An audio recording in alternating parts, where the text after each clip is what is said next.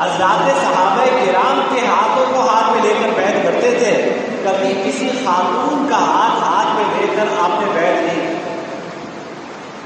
حضرت عائشہ رضی اللہ تعالیٰ عنہا فرماتی ہے کہ حضور اکرم صلی اللہ علیہ وسلم بیعت کرتے تھے، لیکن کبھی آپ نے کسی نامحرم خاتون کا ہاتھ نہیں چھوڑا۔ آپ نے کبھی کسی نامحرم خاتون کا ہاتھ نہیں چھوڑا۔ اور ایک روایت میں آپ نے خود فرمایا، انی لا اصافح النساء، میں عورتوں سے مصافحہ نہیں کرتا۔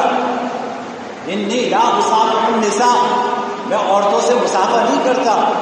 ایک مرد کے لیے نامحرم عورت کو چھونا جائز نہیں، الا یہ کہ مجبوری ہو، وہ الگ بات ہے، لیکن عام حالات میں کسی مرد کے لیے نامحرم